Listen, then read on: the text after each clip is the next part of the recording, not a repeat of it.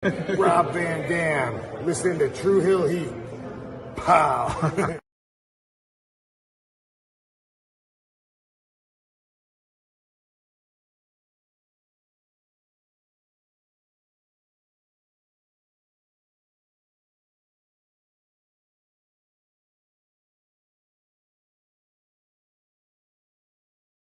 What's up, True Hill Heat? True Hill Heat. What's up? True Hill Heat.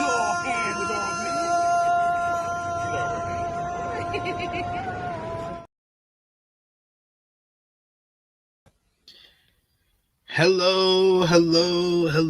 It is me, your True Heel Phenom, SP3, back once again with another review, pay-per-view review, the final PLE review here on the channel for the second busiest weekend of 2025, right behind WrestleMania. It was All in Texas week, and we have a lot to discuss because there was a show that went head to head with All in Texas, and that was NXT, the Great American Bash. And we're here to review WWE NXT Great American Bash 2025 as only we can. And to do that, I'm riding solo, y'all. Yes, a Solo Jones over here. Your boy SP3. Appreciate y'all for joining us. This is a pre-recorded review here. So want to talk all about WWE NXT, the Great American Bash. If you watched the show, appreciate y'all for joining us. If you didn't watch the show, let me tell you what happened. And I appreciate y'all for watching this. If you're watching this on the premiere, appreciate you. If you're watching it on demand, also always appreciate anyone who watched our content here on the True Hill Heat YouTube channel. If you would show your appreciation back, the simplest way possible is by dropping a thumbs up on this video. You can share this video with all your wrestling fans, friends, and family on all your favorite social media platforms. And if you're new to the True Hill Heat YouTube channel, you can help us with our push to hit 24,000 subscribers here on True Hill Heat, and hit the subscribe button, hit the bell to stay notified for more True Hill Heat content. And of course, you can sound off in the comment section. Let us know what you thought about WWE NXT, the Great American Bash 2025. And of course, if you're watching us on the premiere, you can comment in the live chat and let us know your thoughts on the show as well. So gave you more than enough time because it was a busy weekend of professional wrestling. So gave a bunch of y'all a bunch of time to watch this show. Just like I wasn't able to watch it live because, like I said before, it was on there at the same time as AEW All in Texas, and that had most of my attention. And I watched this show on Sunday morning, and it wasn't a bad show. Wasn't a bad show, don't get me wrong. I just don't know if this is the same quality of premium live events that we've gotten in the past from NXT. Like, I think Stand and Deliver is the best PLE they had this year, but Vengeance Day was really good. Even Battleground that went head to head with AEW Double or Nothing, that was a really fun show. This one seems like it was on the lesser of the trek, unfortunately. But without further ado, let's get into it. As always, with our pay-per-view review, I'll give one phrase, one comment for the show: extended episode of NXT. That's the compliment and criticism I have on the show. But the show opened with Javon Evans going one-on-one with Jasper Troy, the monster, the Reaper. Jasper Troy, of course, has been upset since he was unable to dethrone Oba Femi, and Javon Evans doesn't like that Troy is causing chaos in his structured little NXT, so they went head-to-head here. Troy injured Javon on Tuesday's NXT ahead of the event. So Evans is coming in with wrapped up ribs, bandages around his torso. Troy was the much bigger individual in this matchup, and you saw that from earlier on as Jasper began ragdolling Javon all over the ring area. Evans with his taped ribs, he wasn't at 100%, so that doesn't stop him from slapping the taste out of Troy's mouth and pissing him off even more. Evans used his agility as best as he can. He dodged a ring post and hits a springboard on the big man. Unfortunately, Troy caught him in midair and threw him right at the ground hard.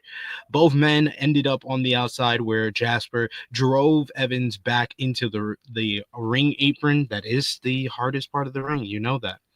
Evans tried again to go for some high-flying maneuvers, but once again, Troy was able to catch him and racked him with a series of backbreakers. The referee started checking on Evans as soon as he was able. Troy mercifully attacked him again. He locked him in an abdominal stretch and topped it off with some elbows to the gut.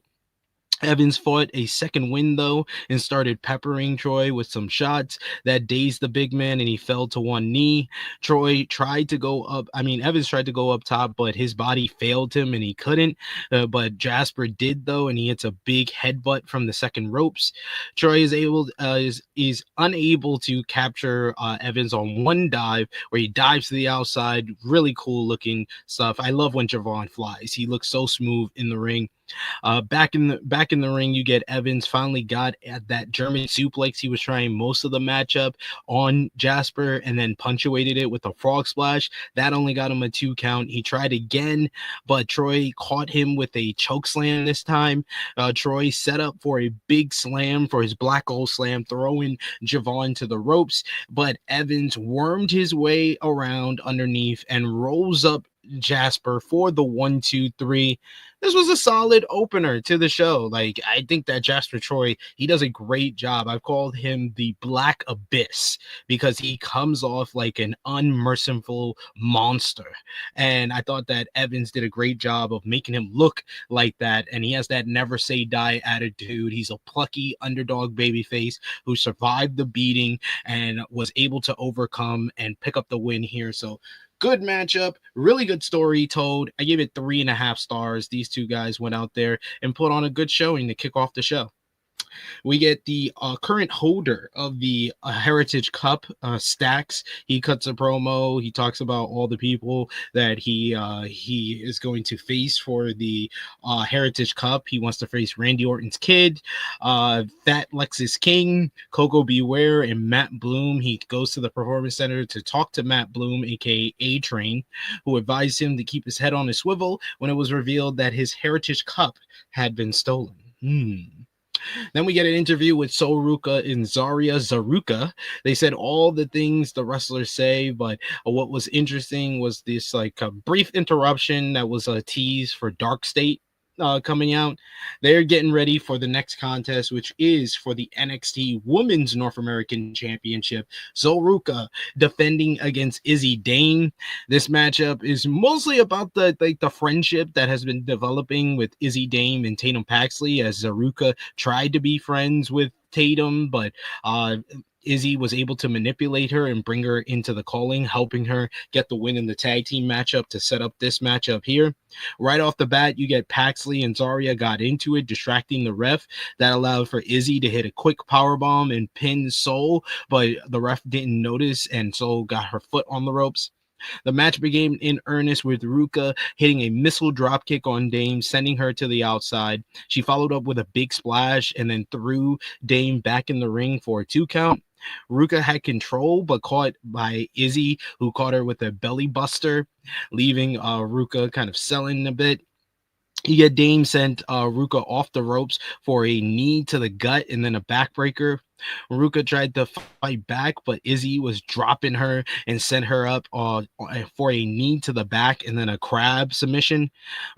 Sol's able to power out and got some momentum, but Izzy catches her again with a big boot right to the face and then a quick pin for a 2 count.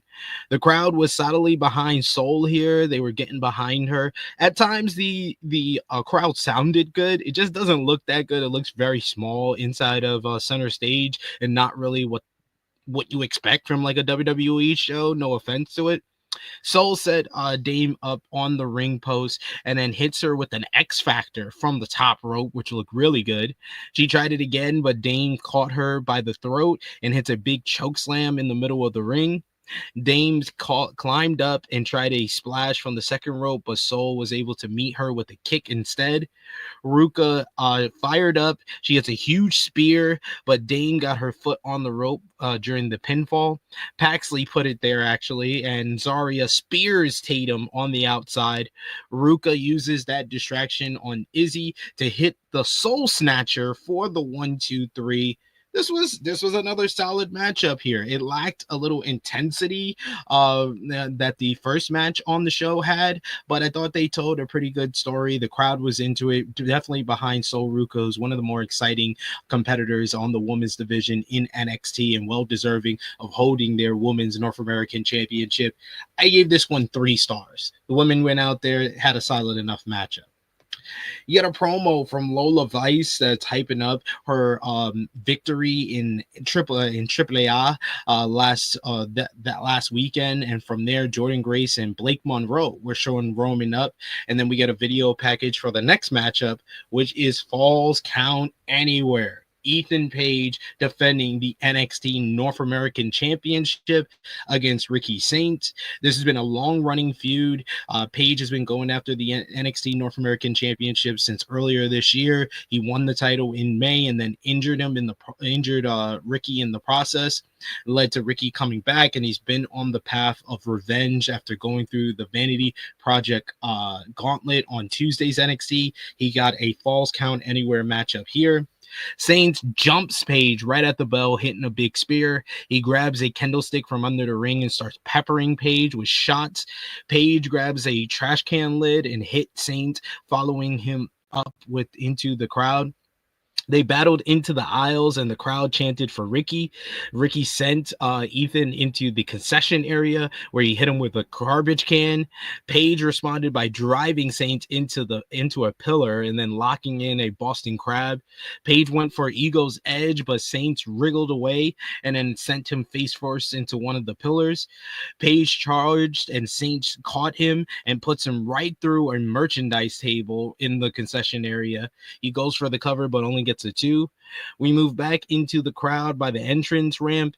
Paige sends Saint into the steel steps and wraps a chair around his head and throws Ricky into the ring post, basically hurting his previously injured neck. I do find it interesting that, AEW used to always talk about the injured neck and stuff, and it doesn't seem like WWE has made that a part of Ricky's presentation, which I think adds to a lot of his matchups. So I hope that they consider changing that up a bit. Saints, he stomps Paige's head on the ring apron, the egoist part of the ring, and dragged him inside. Saints picked up Ethan and then racked him up on the top turnbuckle. Saints fought back, but he slams Paige's head into a steel chair. We got chairs used. You got the guardrail being used in this one. Saints then sets up 2 chairs in the middle of the ring back to back. He then suplexed Paige into the chairs and followed it up with another suplex onto the barricade in the corner. Somehow Paige was able to kick out. Saints upped the ante and got 4 chairs front to front, and then power bombs Ethan on top of them. Paige bailed, trying to escape to the back. Saints followed him, and the 2 brawled. Suddenly, we see Jasper Troy is backstage, and Ricky accidentally bumps into him, so he delivers the black hole slam on Ricky on some production crates. You get Paige, who dragged Ricky back to the ring, belted him with the steel chair. Saints punch back and back body drop Paige on the entrance ramp. From there, he hits a tornado DDT off the LED screen for a 2. Eventually, Paige is able to fight back. He just picks up Ricky and then delivers an Eagle's Edge off the ramp through 2 tables. That was a great spot. Looked awesome. Look at that picture right there. That looks cool. Paige then scurries down. He gets the cover 1, 2, 3 to retain the NXT North American Championship. This was a great match. I thought that these 2 guys went out there and made the most of this Falls Count Anywhere matchup, utilizing the weapons. We had huge spots. We had a big moment that sets up a next feud for Ricky Saints against Jasper Troy.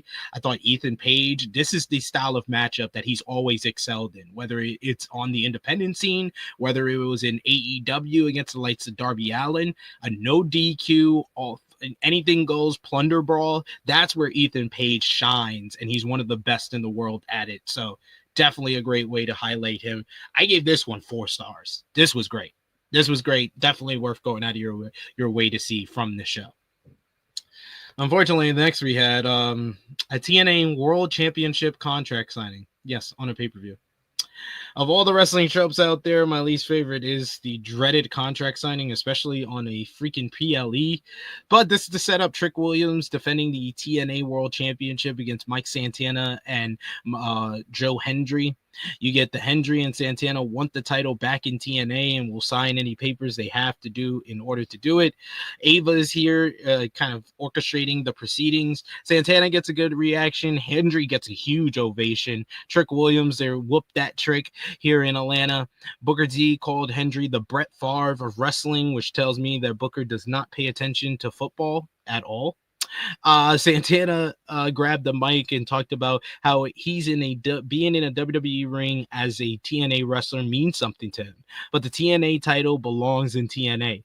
He called Williams soft and talked about respecting Hendry, but at the end of the day, Hendry is standing in Santana's way, so he signs the contract.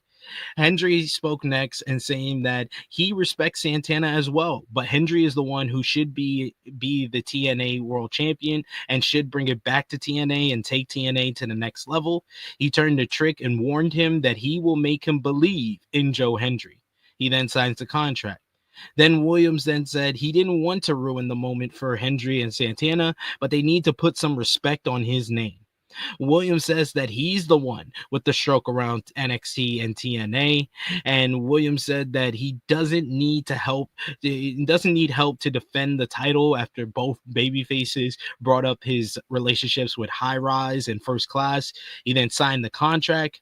Then we get Hendry and Santana. They push their chairs away and they basically get in Williams' face, stopping him from leaving the ring. They says that he talks too much. Santana punches him. Hendry punches him, then they pick up Williams and drive him through the table because that's what a contract signing always has. Yay. Hendry picks up the TNA World Championship and raises it in the air. Commentary then cut to a promo on Saturday night's main event, but then out of nowhere they're interrupted by the mass rebellious faction of Dark State. They drive Hendry and Santana into the mat with their signature quadruple team powerbomb and get the better of them. This sets up Trick teaming with Hendry and Santana against Dark State on the NXT episode that follows this show. It was a contract signing. Yeah. Tony D'Angelo cuts a promo that airs revealing that he was the one who stole Stack's Heritage Cup, and then he throws the Heritage Cup into the river. That was pretty cool. Then we get the NXT Championship up for grabs. Oba Femi defending against Yoshiki Inamora with Josh Briggs in his corner. The NXT title could be headed to Japan. Inamura has cut his teeth in Pro Wrestling Noah. He earned the opportunity at the NXT Championship by defeating Jasper Troy. Femi has been dominant with the NXT Championship, and this is the first time he's got someone that can physically match up with him. The crowd was chanting Oba before the match even started, but once the bell rang, it was clear these two were pretty evenly matched when it came to size and power. They locked up, and Femi got the advantage with a shoulder block, but Inamura moved on to a wrist lock. Femi was able to overpower that. The two remained locked in a test of strength that Oba eventually won. Oba picked Inamura up for a suplex, which just energized Inamura. He charged Femi and drove him into the mat with a shoulder block and then hits a big elbow. Inamura went to the top rope, but Femi rolled out of the ring, trying not to feel that power splash by Inamura. You get Femi began to take charge, tossing Inamura around the ring. He put Inamura in a backstretch over his knee, but Inamura was able to power out. He countered the hold and hits a big body slam. Femi hits a spine buster in response, working the body. Femi tried to get Inamura up for a suplex, but Inamura blocked it and delivered one of his own. He then hits a German suplex, which looked very impressive because of Femi's size, but only got a 2 count. Inamura went to the top rope, but Femi once again dodged his dive, sending him into the referee in the corner. This allowed things to really kind of break down at this point as you get Josh Briggs. He tries to get involved. He comes from behind Femi and hits him in the back with the NXT championship. This allows Inamura to put down Femi, and then he goes up to the top rope for the big splash, but then he notices that Briggs is trying to get him to make the pin, but in the confusion, he sees that he has the NXT championship. Femi staggered to his feet, and Inamura was able to slam him down. He then hits the big splash from the top rope. However, the ref was still down, so there was no one to count the pin. Briggs tried to put the ref back in, which allowed Femi to recover. He hits a big choke slam, but Inamura was able to kick out. The big man went back to strikes, and punches and chops flew everywhere. Inamura hits a modified blue thunder bomb, but only gets a 2 count. Briggs gets on the apron once again, but Femi wasn't distracted this time. He's able to hit his pop-up fall from Grace powerbomb. 1, 2, 3. Oba Femi picking up the win to retain the NXT championship.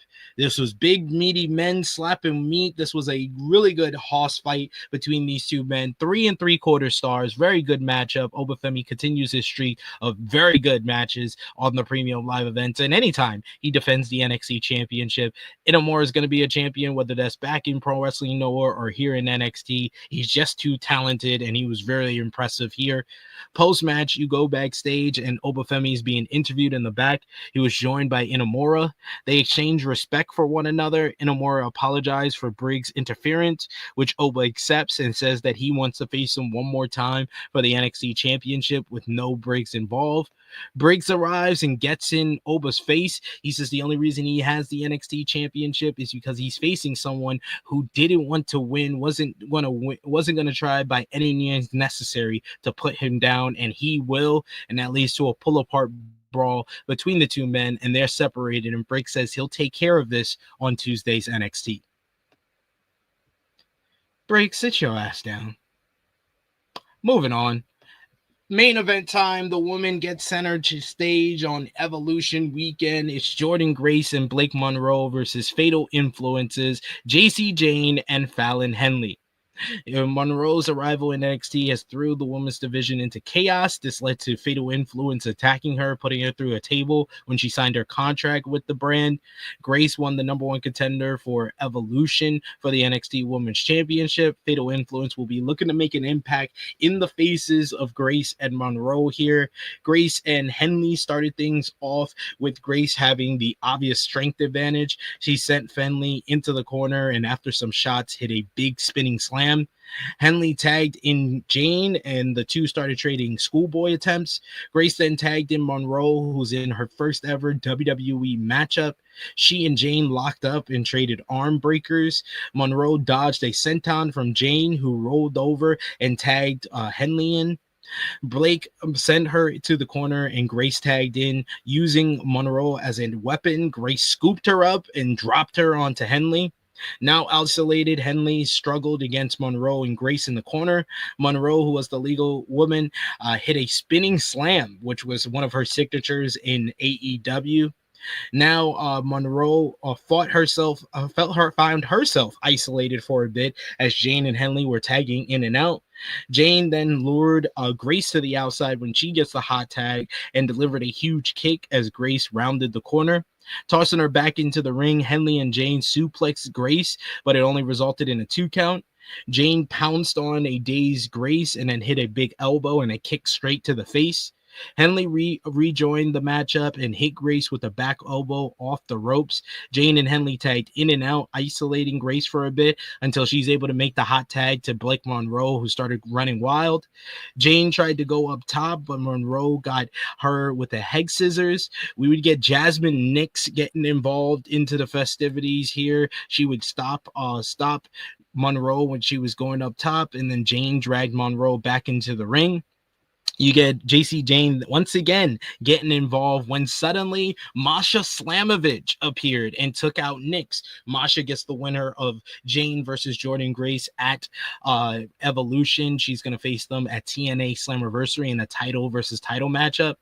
All four women are in the ring and they're brawling. The ref is unable to keep control. Henley sends Grace to the outside and back into the ring. Monroe hits a high kick on Jane. Grace popped up and hits a spinning back fist from the ramp onto Jane, who is knocked out cold, which allows Monroe to hit a double arm DDT for the 1-2-3 to get the win. And Blake Monroe, in her first ever WWE NXT matchup, pins the NXT Women's Champion. That's how you make a statement.